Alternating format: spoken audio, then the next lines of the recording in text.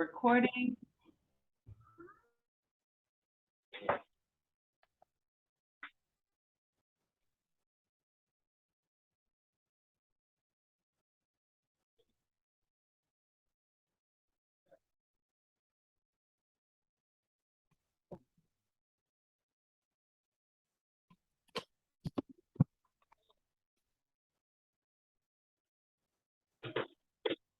Okay, we are going live.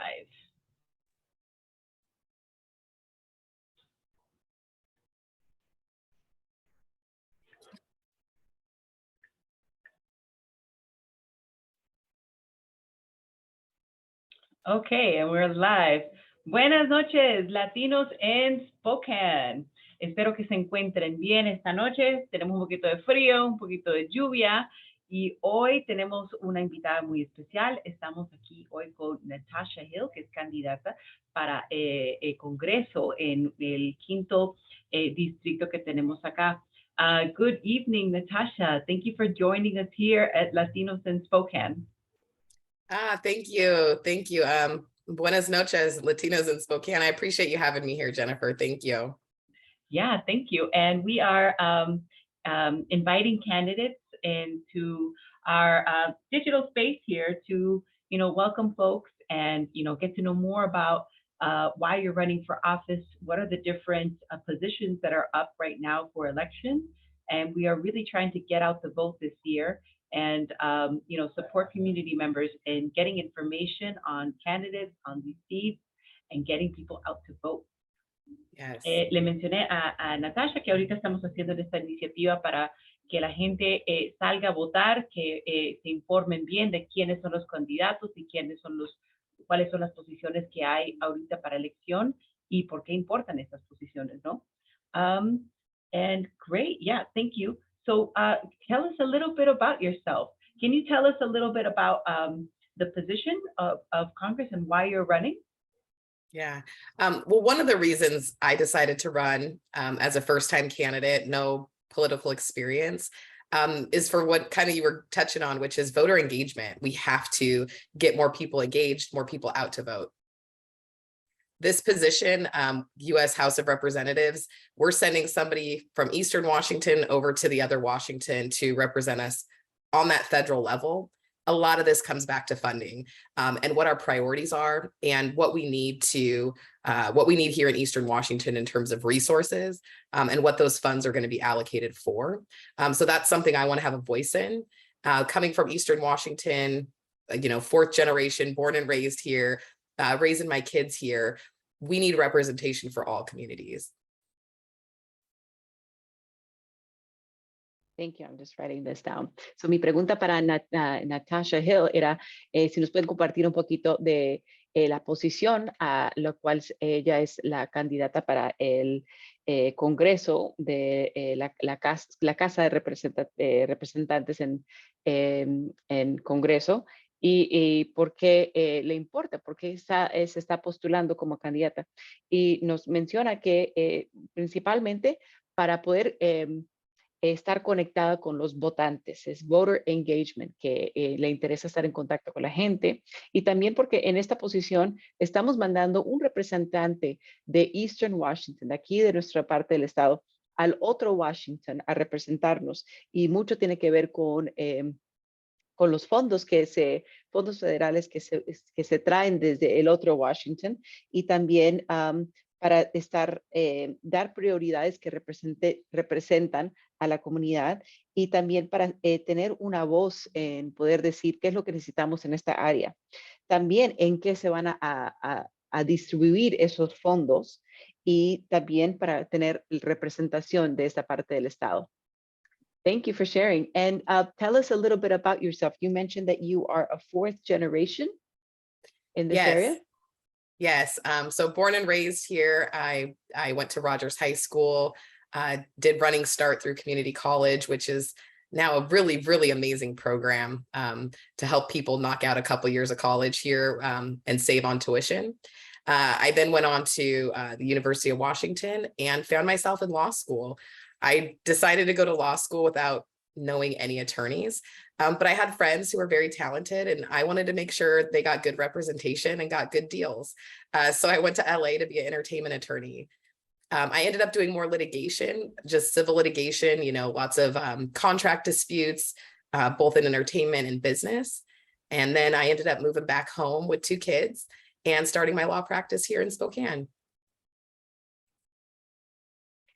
Mi pregunta para Natasha era si nos podía comentar un poquito más sobre quién es, que mencionó que es 4ª generación acá en Eastern Washington y nos comparte que ella nació, fue criada aquí en esta área, atendió Rogers High School y participó en el programa de Running Start, en donde pueden participar unos años, el último año de la preparatoria en la universidad, y eso ayuda a muchas familias para ahorrar dinero, y ese programa ha sido un programa muy bueno para ayudar con lanzar estudiantes y también para ahorrar costos de familia. Después de ahí se fue a estudiar ley en la Universidad de Washington y entró a su carrera de ley, aunque no conocía a abogados, pero de ahí quiso aprender más y tener más representación y apoyo para personas que necesitaban estar más cerca de la ley. Y de ahí se mudó a Los Ángeles para para trabajar en leyes, en litigaciones y también como representación de contratos y ley de negocios. Y después de ahí, de estar unos años en Los Ángeles, se regresó acá con sus 2 hijos. Entonces vive acá con sus 2 hijos. Thank you for sharing with us. Can you tell us a little bit about why this position, how being in Congress impacts everyday people here in Eastern Washington? Sorry. Well, you know, these are lawmakers and the laws we're talking about are going to affect people across our country. And so, for example, we just had a overturning of Roe v. Wade, which is the case that established when you could have safe legal access to abortions. And so there is an issue whether that's going to come up and whether we're going to vote on a federal law that provides for safe legal access like we have here in Washington, or if we're going to have that banned. So nobody has safe legal access and the government decides. And right now we have a representative who doesn't want to follow Washington state law. They want to change Washington state law and do a federal ban. So this is a very, very important position. This also is a position where we make laws across the country on how we treat laborers, whether we support unions, and where we make investments, you know, like when it comes to childcare, when it comes to housing, when it comes to our environment. So these are big picture issues. And the budget we have at a national level, we decide where money goes and how we distribute that money to the states. And so it's important here for us to have representation that's looking out for, you know, what we need here in Eastern Washington, and not just focused on the national agenda that may not be serving our people very well. So always making sure, and that's why every state has representatives to make sure each state is being heard and the people in those states are being heard.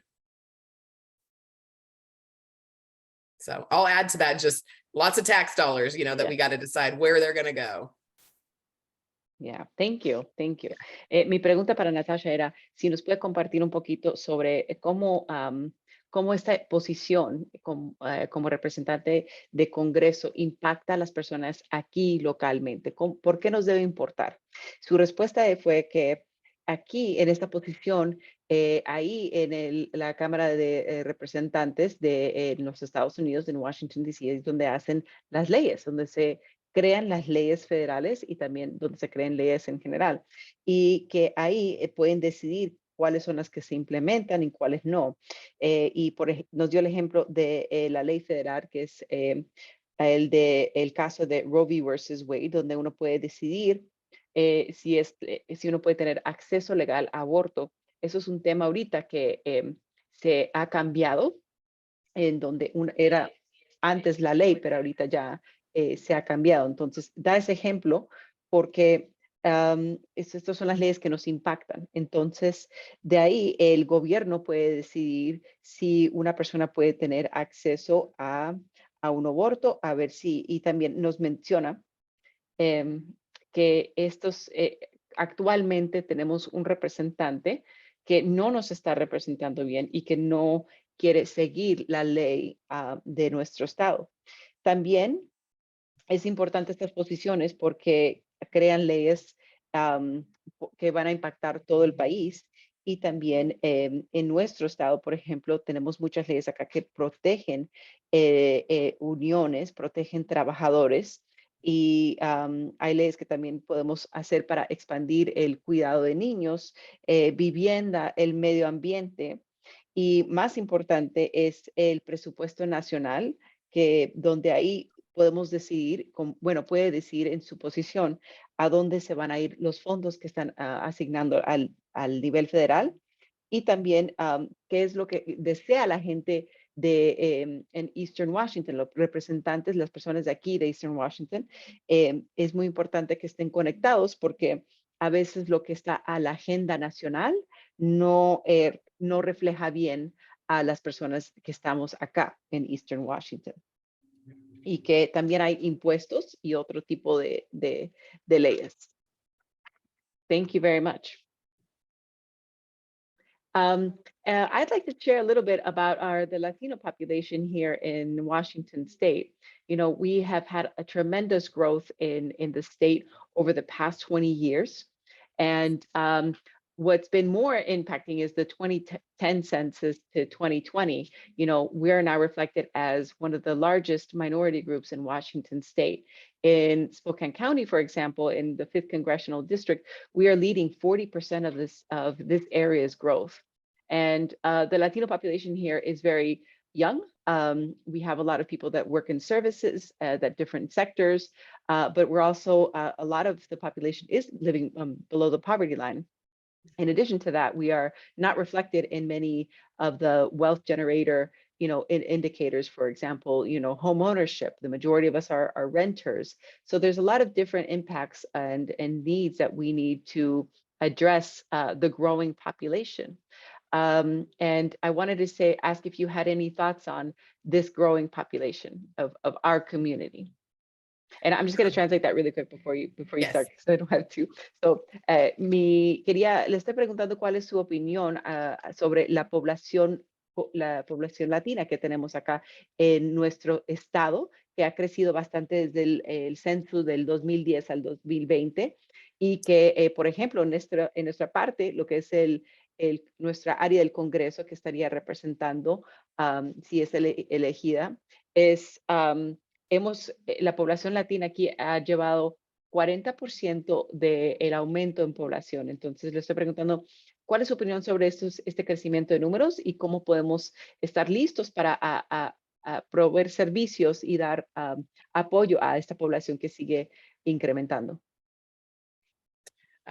One is, I think what you mentioned is just how significant the growth is, which is amazing. And I want to make sure we're welcoming these communities and the growth that we're seeing. You know, we have a history, obviously, of racism and discrimination across our country. And that happens here too in Eastern Washington.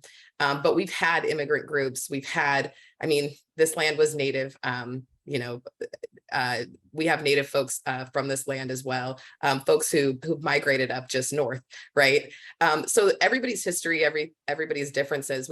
As you mentioned, a lot of young people moving in, and that really changes the dynamics.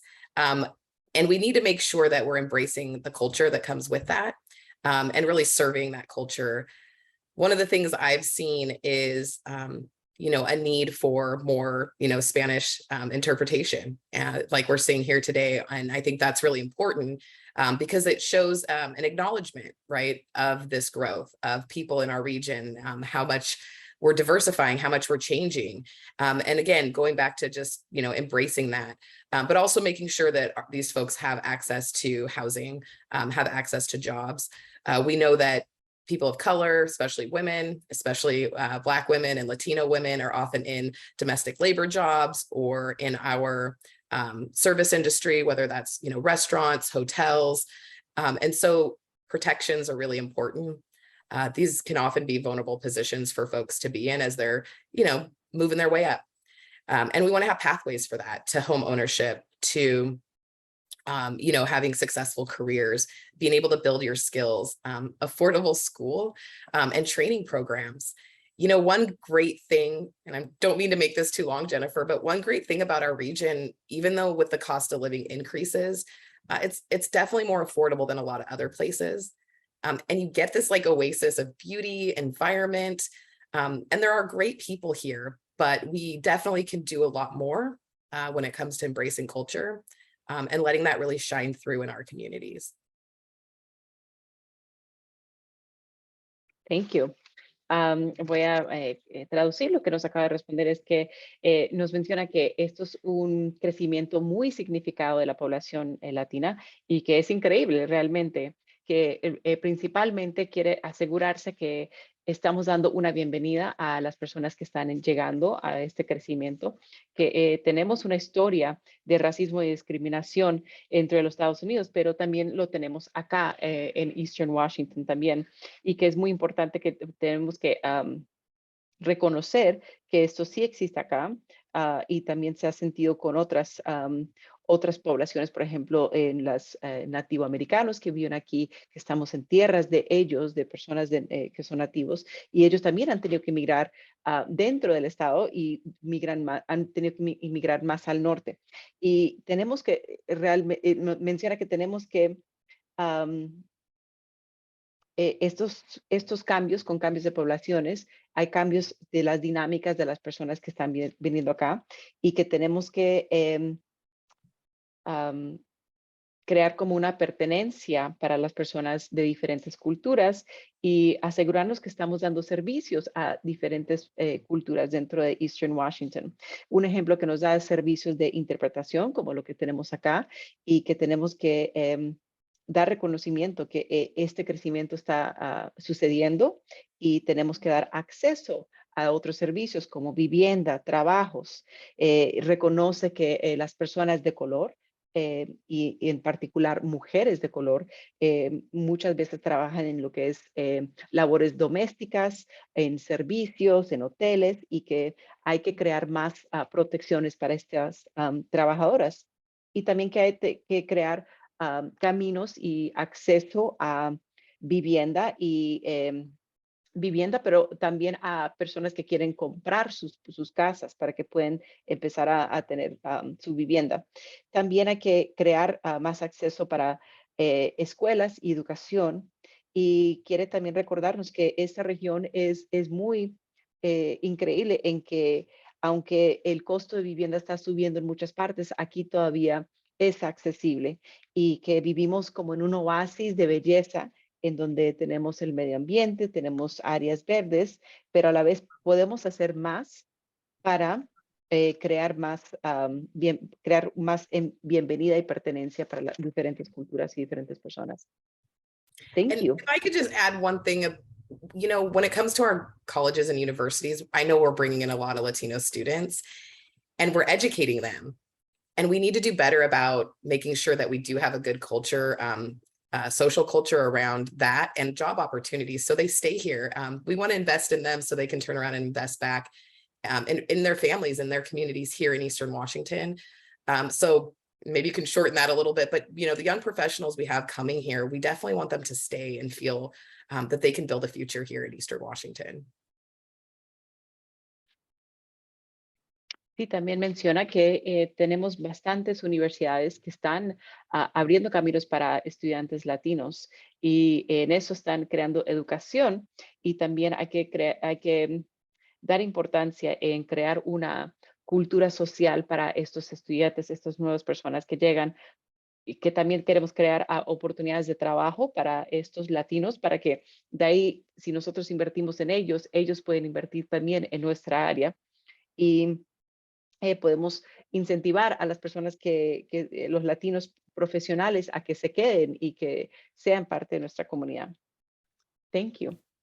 I would like to ask about, immigration. I think this is a central position that has a lot of power in deciding how we can create pathways to citizenship, and also how can we protect immigrants. In particular, we know that this position has before had a lot of power in saying, how we welcome in asylum seekers, how we're managing the border, how we are how the country has separated children in the past.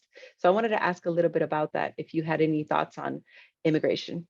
Mi pregunta era si nos podía dar un poquito de su perspectiva sobre emigración, porque sabemos que esta posición es central en hacer decisiones y leyes que impactan inmigración, y también en particular cómo estamos dando la bienvenida o el trato a personas que vienen de la frontera, que están buscando asilo en nuestro país. Y en particular sabemos que esta posición ha tenido impactos en cómo se ha manejado las situaciones con migrantes que vienen y que son separados de sus familias. Entonces quería saber si nos puede dar su perspectiva de migración.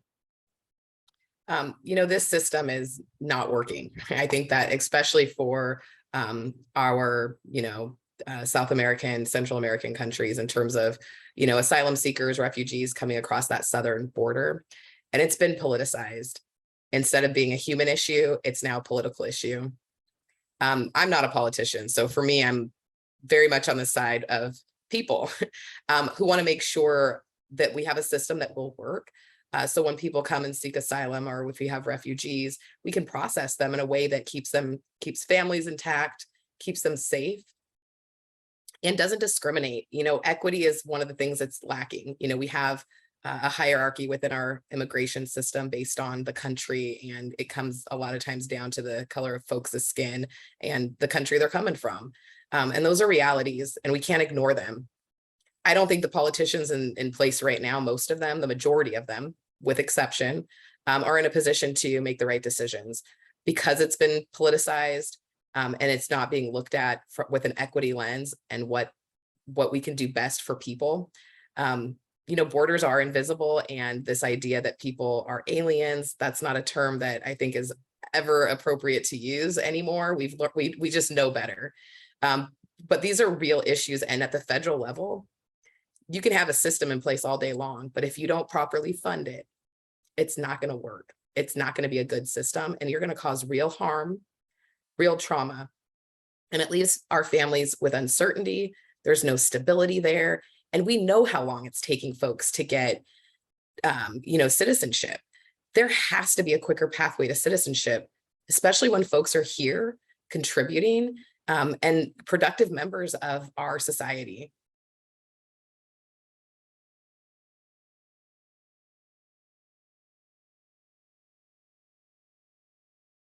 Just making my notes. Yeah, no, and I try not to make your translation too long. Yeah, no worries. Thank you. Nos menciona Natasha Hill que reconoce que el sistema no está funcionando, el sistema de migración no está funcionando, en especial para las personas que llegan de Sudamérica y Centroamérica a pedir asilo, que no está funcionando en el sentido que este tema de migración se ha hecho ya un tema político en vez de un tema humanitario.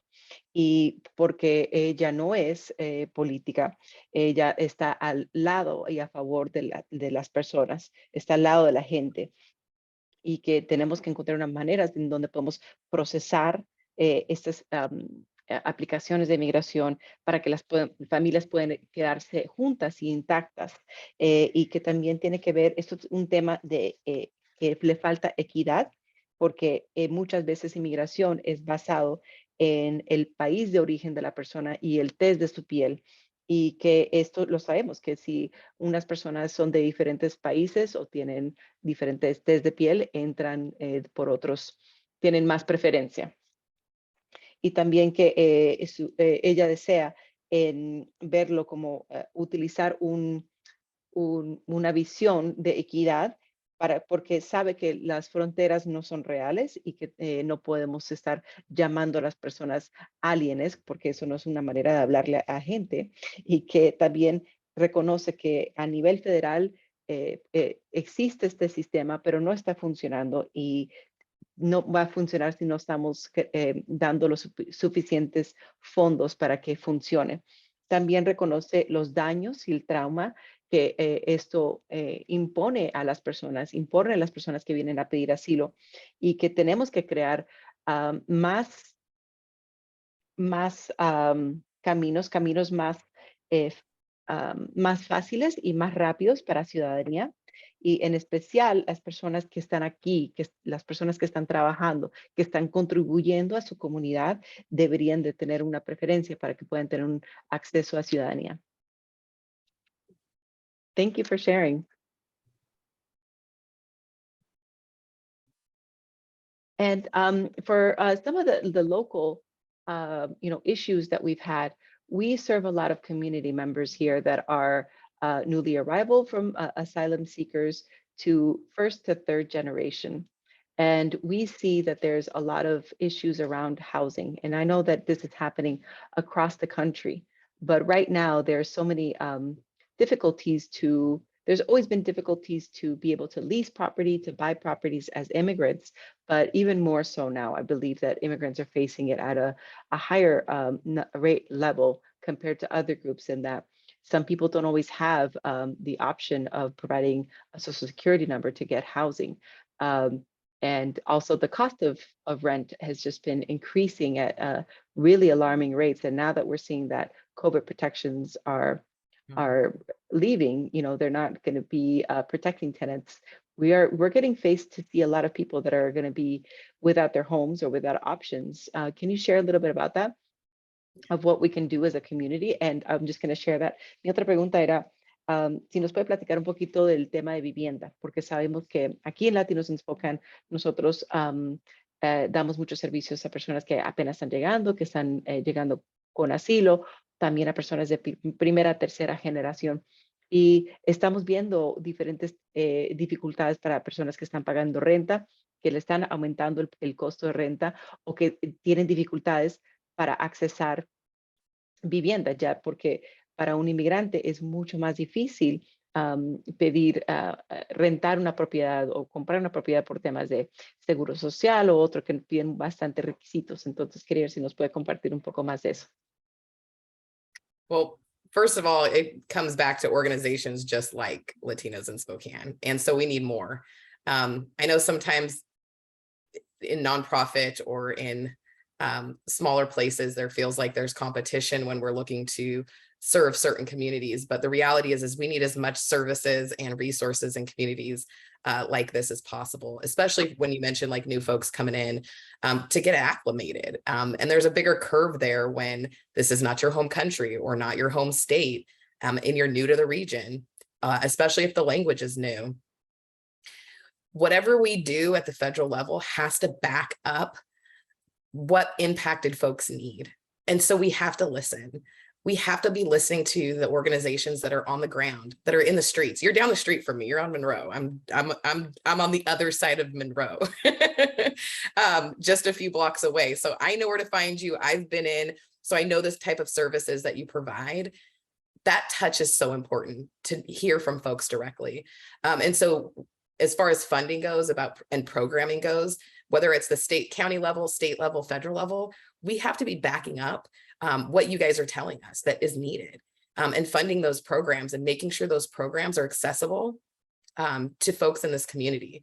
That's the only way we're going to make sure that they connect with the resources available for housing, which we know there's not enough. We got to do better. But even when we do better, we got to make sure we're making those connections and people have access.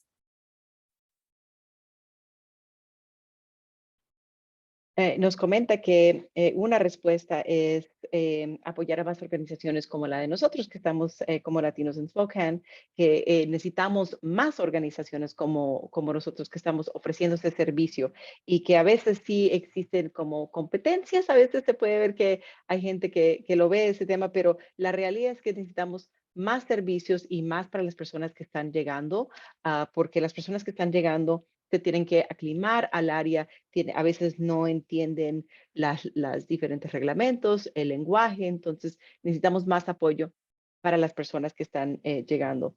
Y al nivel federal es muy importante que el nivel federal estamos escuchando a las personas que están impactadas, a las personas que están acá. Necesitamos escuchar para que de ahí podemos dirigir fondos a las necesidades de las personas de la comunidad, y que también es muy importante que la gente puede conectarse a todo tipo de servicio.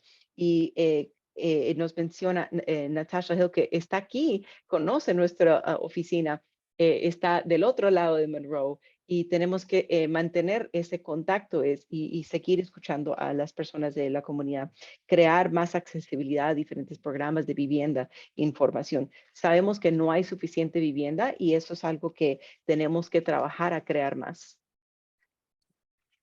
Thank you so much for taking the time for being with us today.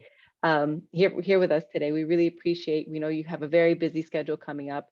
And is there any message that you would like to share with the Latino community, the larger community of Latinos in Spokane? Absolutely. I know that this goes across a lot of communities. We need change. It's time for change, and we get this opportunity to vote for the change we want and representation that we believe is going to bring that change. That's why I'm running. So I want to earn your vote. November 8th is the last day, but every day until November 8th is election day. So get your ballots in. If you haven't got it, check your registration online at vote.wa.gov. Make sure you tell all your friends and family, because we can change the outcome of this election if we can just get folks like Latinos in our community, young folks in our community, are 40 and under. If we can get those folks to turn out the vote, get those ballots up, we decide the outcome of this election and we get the representation that we want. So I just really encourage everyone to vote. And hopefully I can earn that vote. If you want to get involved, you can check out our website, natashahillforcongress.com. We got lots of events. We are doing something almost every day, not just in Spokane, but we'll be in Pullman, be in Walla Walla. I'm headed up to Ferry County up in Republic. This is a big district for the 5th Congressional, but I'm here to represent for people across this district. So it takes showing up and listening to know what those priorities are. And again, just, really encourage everyone to get their votes in, have their voice heard. Mi pregunta era si hay un mensaje que quiere compartir con la comunidad de latinos en Spokane, y nos dice que tenemos la oportunidad de ser parte del cambio, que tenemos que votar para hacer ese cambio que queremos ver y crear más representación al nivel federal. Y ella espera que puede ganarse el voto de ustedes, y que de aquí a noviembre 8 todos los días es día de elección. Noviembre 8 es el último día, pero ya salieron las boletas de votar. Entonces, revisa si los han revisado, los han llegado a su casa. Si no, pueden checar cuándo le va a estar llegando o pedirlo. Entonces, por favor, revisen su boleta para votar y que le digan a sus amigos, que le digan a la familia. La comunidad latina es bastante joven, y si los latinos participan en votar, podemos incrementar el voto y cambiar estas elecciones. Nos da la bienvenida para que revisemos su página internet, que es Natasha Hill for Congress, y que ahí pueden ver todo el listado de diferentes eventos. Va a estar en Pullman, también en Walla Walla, tiene otros eventos en Ferry County, y que ella desea ser un representante para las personas de nuestra área, y va a trabajar para que nosotros tenemos que votar para que nuestra voz sea escuchada. Thank you so much, Natasha Hill. I really appreciate your time. This is great, and we really want to do everything we can to get people encouraged to vote as well. Thank you. Thank you, Jennifer. We appreciate you doing your part. I'll see you soon. See you soon. Thank you. Take Buenas care. noches, Thank Latinos you. in Spokane.